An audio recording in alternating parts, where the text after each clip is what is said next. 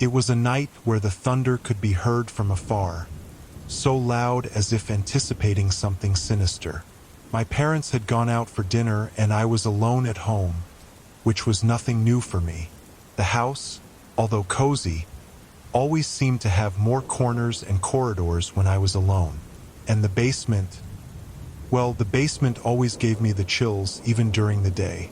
The hours passed slowly. I was sitting on the couch, trying to focus on a game, but the noise of the rain beating against the windows captured my attention with each gust of wind. That's when I heard the first strange sound coming from the basement. A muffled sound, as if something or someone was lightly hitting one of the old wooden shelves. For a moment, I thought about ignoring it.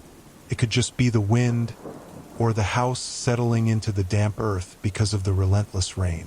But the sounds continued, persistent, and a chill of adrenaline ran through my body. Something in me knew I had to check what it was, even though every cell in my body screamed not to go down. I grabbed the flashlight from the kitchen drawer. Its weight in my hand brought me some comfort.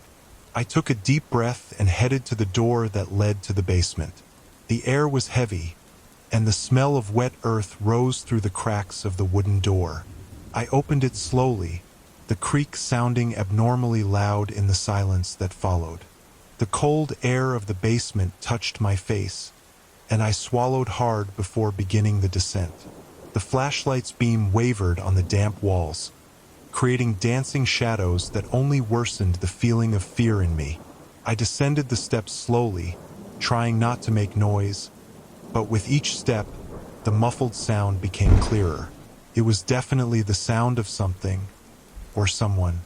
Reaching the bottom, I pointed the flashlight ahead, and for a moment, I thought I saw a silhouette in the corner, near the old shelves. My heart raced, and before I could take another step, the flashlight flickered and went out, leaving me in complete darkness.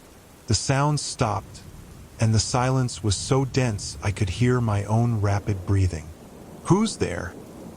My voice sounded weaker than I expected, trembling with the fear that flooded me.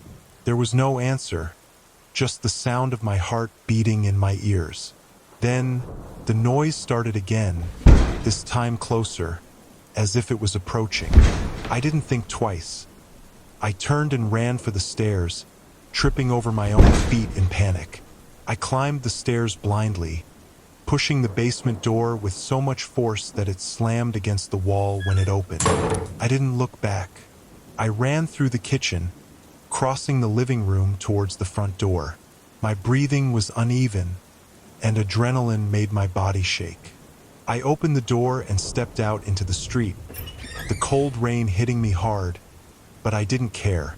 I ran as fast as I could away from the house, until I reached the nearest neighbor's house and rang the bell frantically. After a few long seconds, finally, the neighbor's door opened, bringing a gust of light and warmth into the cold night. I entered quickly, panting and soaked. Inside, I hastily explained what had happened. The neighbor called my parents and the police, all arriving within minutes. When the police searched the house, they found no one. However, the basement was in disarray, some boxes knocked over, as if someone had been searching for something or hiding. My parents hugged me tightly, relieved that I was safe. The police concluded that the intruder had probably fled when they realized I had left. Although no one was found, the incident left a clear mark. I would never be completely at ease alone at home again.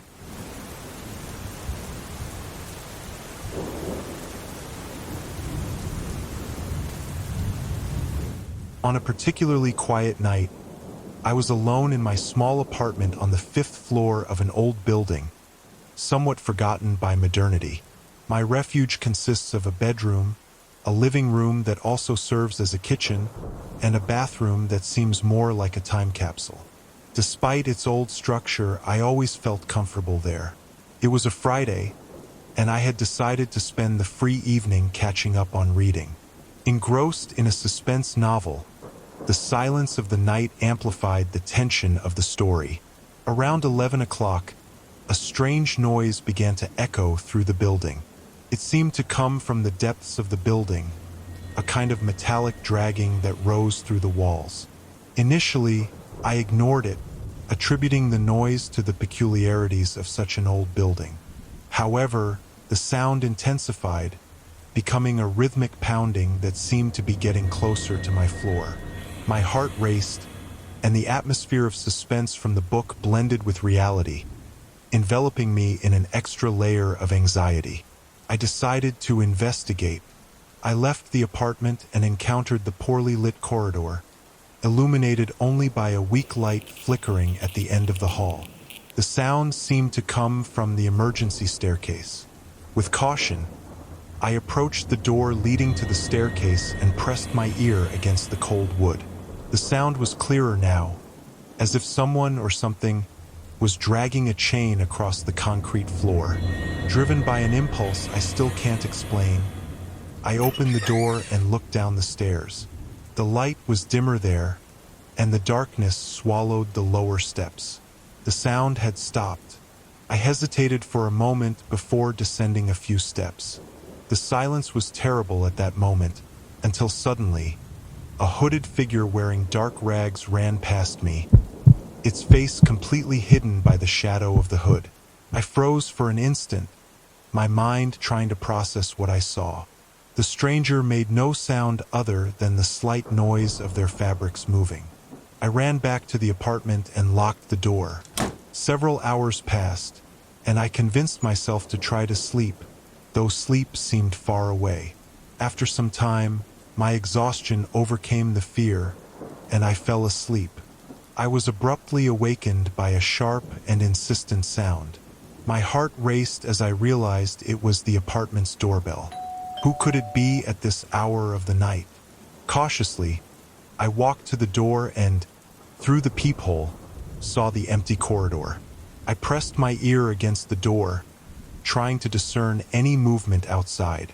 The sound stopped suddenly, as if whoever was outside knew I was there, watching. I slowly stepped back, and the doorbell rang again, longer and more urgent this time. Hesitation took hold of me. Should I open the door? Call someone? Before I could decide, a light scratching came from the door, as if nails were scraping the wood. That's when I decided to call the police, my voice faltering with fear as I explained the situation. When they finally arrived, I recounted the incident with the hooded figure and the disturbing sounds. They conducted a thorough search of the building, but nothing out of the ordinary was found. The recommendations were clear: keep the door locked and contact the building manager about security. The police didn't seem to believe much in my descriptions, but at least nothing else similar occurred after that day.